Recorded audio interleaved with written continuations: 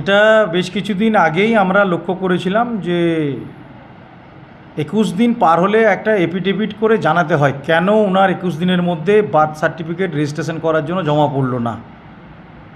এটা একটা ডিক্লারেশন দিতে হয়, বা ডেথ হলে 21 দিন পার হয়ে যাওয়ার পরও কেন জমা হচ্ছে।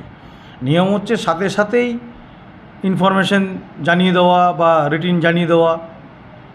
তো সেই কারণে একটা এফিডেভিট দেওয়ার নিয়ম রয়েছে। সেই এফিডেভিটগুলো দেখা গেছে, আমাদের ডাউট হয়েছিল যে এফিডেভিটগুলো কোথাও একটা গরমিল আছে। আমরা সেটা এসডিওর কাছে পাঠিয়েছিলাম, কারণ স্বাভাবিকভাবে উনি ম্যাজিস্ট্রেট, টাউনের এলাকা ওনার আন্ডারে পড়ে, পুরুলিয়া শহর সাব ডিভিশনের মধ্যে। সেই হিসাবে উনি ইনকোয়ারি করলেন, তাতে দেখা গেল যে প্রত্যেকটা এফিডেভিটই সঠিক নয়। সেই বিষয়ে আমরা এসডিওকেই বলেছি, এই বিষয়ে যা আইনি পদক্ষেপ সেটা উনি নেবেন। কতগুলো পাওয়া যাবে? এটা এক্স্যাক্ট আমার সেকশন ইনচার্জ বলতে পারবে আমার কাছে পুরো বিষয়টাই, কারণ যা কিছু পৌরসভার করসপন্ডেন্স সব তো থ্রু চেয়ারম্যান হয়। সেই জন্য আমি এইটুকু জানি যে বেশ কিছু এফিডেভিট সই মিলেনি, এফিডেভিটের সঙ্গে তার রিলেটেড যে ম্যাটার সেটা মেলেনি।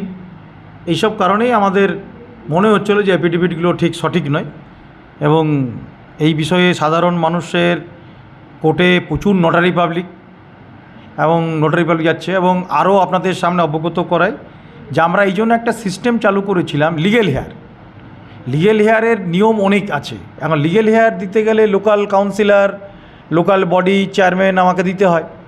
এখন আমাদের পক্ষে বাড়ি বাড়ি গিয়ে তদন্ত করে সময় সাপেক্ষ। আমরা যেই জন্য বলেছিলাম যিনি লিগেল হেয়ার সার্টিফিকেট নিচ্ছেন তিনি যদি নিজে থাকেন খুবই ভালো, আর নিজে না থাকলে তার বাড়ির পরিবারের কেউ যদি তার হয়ে লিগেল হেয়ার নেয় তিনিও এফিডেভিট দেবেন। এবং সেই এফিডেভিট আমরা একটা ফরম্যাটও দিয়েছি, অ্যাপ্লিকেশন প্রিন্টেড, এবং সেই ফরম্যাটের ভিত্তিতে আমরা লিগেল হেয়ারগুলো জমা নিই, তারপরেই আমরা লিগেল হেয়ার সার্টিফিকেট দিই।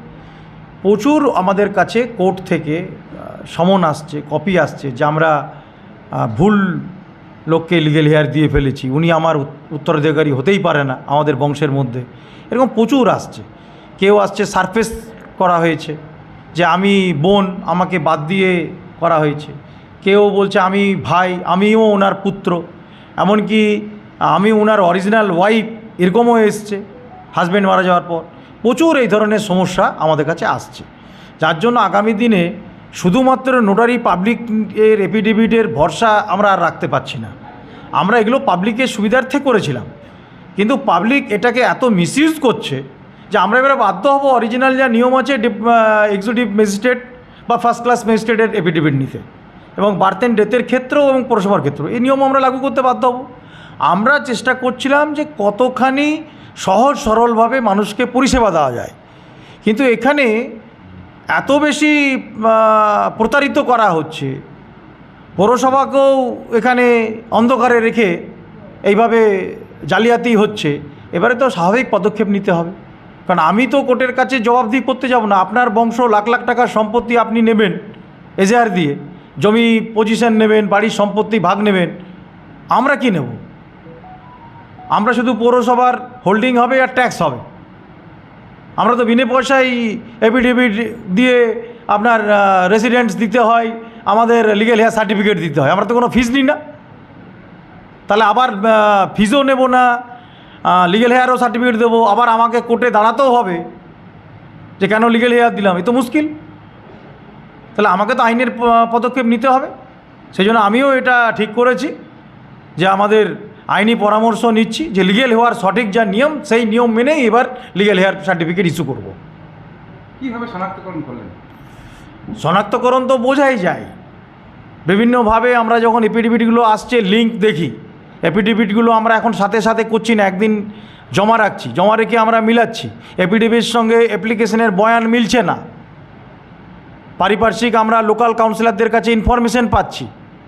অ্যাকচুয়ালি লোকাল কাউন্সিলর তো মেন, আমরা লোকাল কাউন্সিলের সাইন চাই, অনেক জায়গায় লোকাল কাউন্সিলরকে অনেকে সাইনই করাচ্ছে না। তো যখনই খবর পাচ্ছি তখন বলছে যে ওনার তো আরেক ভাই আছে, এইভাবে খবর পাচ্ছি, তখনই বিষয়টা উঠে আসছে। যেমন কিছুদিন আগে 21 নম্বর ওয়ার্ডের একটা জমি রেজিস্ট্রি হয়ে গেছে, এরকমও একটা তথ্য চলে এলো আমার কাছে।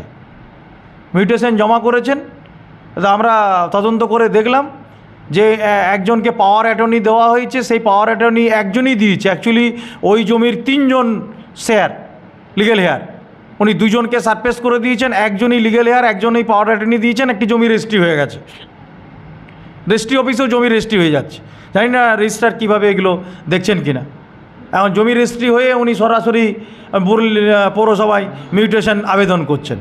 আমরা মিউটেশন করতে গিয়ে, ইনকোয়ারি করতে গিয়ে দেখছি যে অ্যাকচুয়ালি ওই জমির মালিকানা 3 জন। এরকমও ঘটনা ঘটছে। তাহলে কি মনে করছেন আপনাদের পৌরসভার লোক হাতে রয়েছে, পৌরসভার জড়িত রয়েছে? না, পৌরসভার কোনো ইনভলভ নেই। এখন এপিডেভিট করে আসতে, তাহলে রেজিস্ট্রি অফিসে কে জড়িত, রেজিস্ট্রি হয়ে গেল, এটা তো দেখতে হবে। উনি তো ডিড নিয়ে চলে এসছেন, তো সেইগুলো দেখতে হবে। আমাদের পৌরসভা কোনোভাবেই এর মধ্যে, অন্তত আমি চেয়ারম্যান অ্যাডমিনিস্ট্রেটর হওয়ার পর থেকে আমার পৌর কর্মচারীরা এইটুকু বুঝেছে যে এখানে কিছু করতে গেলে আমি রেহাই পাবো না, এইটুকু মানে তাদের মাথায় চলে এসছে। সেই কারণে এইখানে কোনোভাবেই কিছু করার কোনো স্কোপ আর নেই, হলে তা যথেষ্ট সেইভাবেই কড়া পদক্ষেপ হবে।